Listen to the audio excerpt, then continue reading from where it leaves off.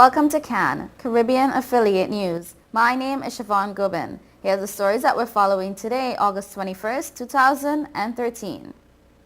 In the news from the Caribbean, criticism of Liat well-deserved, says businessman.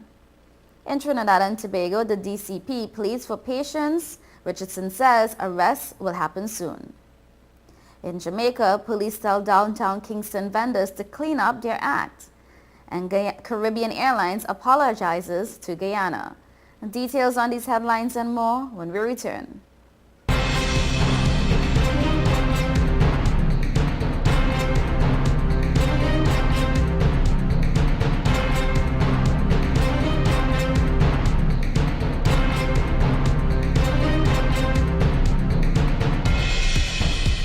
Hey, excuse me, if you see me smiling, that's 'cause I'm chilling on Total Caribbean Network.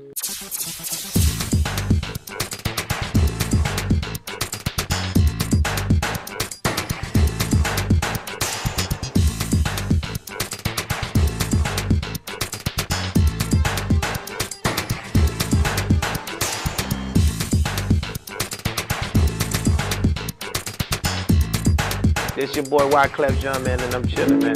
Total Caribbean Network. Man, I love their style. Whoa, whoa, whoa, whoa, whoa, whoa.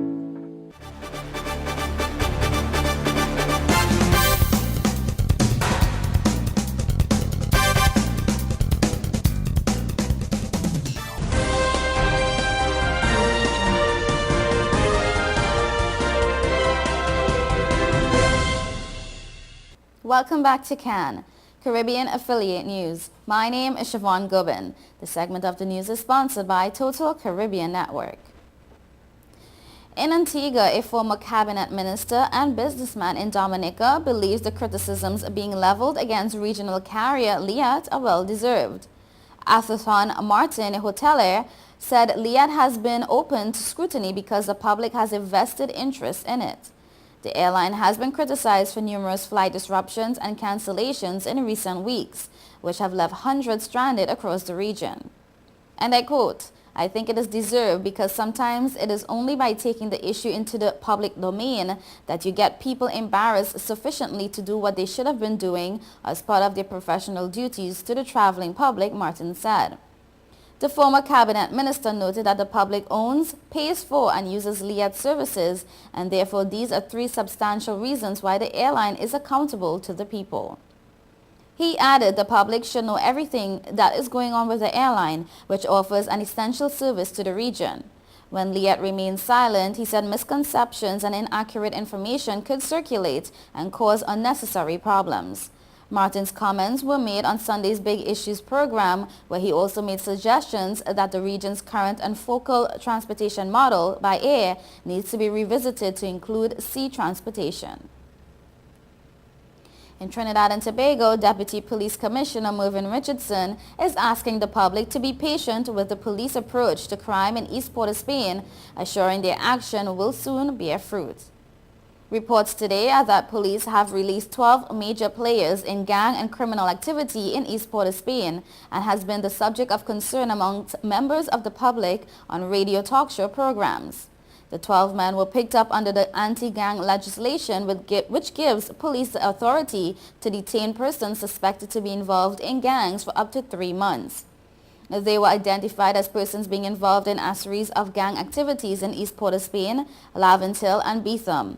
However, the detainees were able to contact their attorneys through relatives, which resulted in the legal letters being sent to the police. They were released after spending a little over 4 days in police custody. DCP Richardson assured the public that arrests will be made again with more solid evidence. And I quote, "Some people have not been charged as yet. We are still in the process of gathering, maintaining, of doing all that is necessary, being diligent." DCP Richardson told I-95.5 FM today that residents in the community are living in fear. He said the most vulnerable are crying out for urgent help.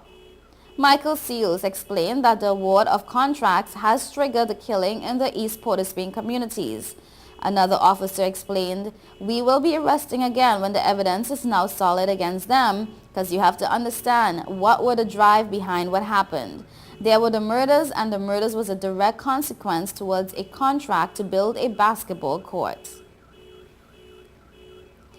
Downtown Kingston vendors were yesterday warned by the police to clean up their act or face the full force of the law.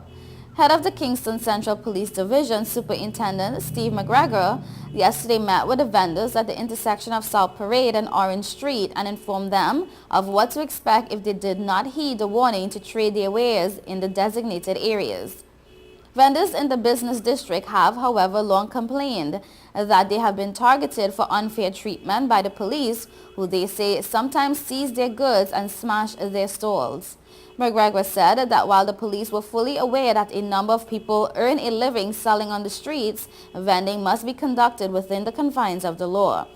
He added that a number of vendors have been flocking to no vending zones, failing to abide by the law. The police said McGregor were not on a mission to stop vendors from earning their living, but had a duty to maintain law and order. The vendors needed to conduct their business in the designated vending zones and show respect for members of the public and other legitimate business operators who also do business in the district. Some vendors complained to McGregor that their vending licenses were revoked by the Kingston and St. Andrew Corporation, and they were at a loss as to how to operate their small businesses within the ambit of the law. McGregor, who inspected a few of the expired vending licenses, instructed the disgruntled vendors to visit the Church Street headquarters of the KSAC and informed staff there that he had sent them to get their licenses renewed. And I quote, "Tell them Mr. McGregor sent you," he told Verona Thomas, who showed him her expired license. McGregor also used the opportunity to introduce the new sub-officer in charge of the City Center Police Station, Inspector Cynthia Graham, to the vendors. In Guyana, Caribbean Airlines has apologized to Guyana and vows to improve service following a threat by the country's cabinet to pull its national carrier status. The Trinidad-based carrier has been the main airline flying between Guyana and New York since May, when Delta Airlines withdrew citing high fuel costs. But there have been complaints in Guyana that Caribbean Airlines prices are high and its service lacking. Commerce Minister Irfan Ali has accused the carrier of forcing customers to pay enormous prices while, and I quote, "taking us for granted and reaping in great profits." Caribbean Airlines Chairman Philip Marshall said yesterday that the carrier will do its best to improve the partnership. He says the airline will also review its prices. Meanwhile, Guyana is trying to persuade other carriers to enter the market. You're watching Caribbean Affiliate News. We will be right back.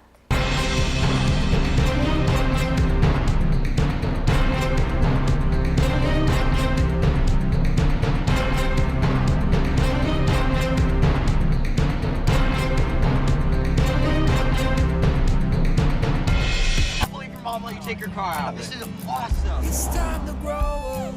You're crazy. Little wildflower. Go faster. Stop. It'll all be alright. I raised my son to be careful, Hey, sweetie. Hey, Mom. but just to be safe, So don't you worry. I got a Subaru. Love. It's what makes a Subaru a Subaru. Coleman Subaru, 1710 North Alden Avenue, Ewing, New Jersey, or colemansubaru.com.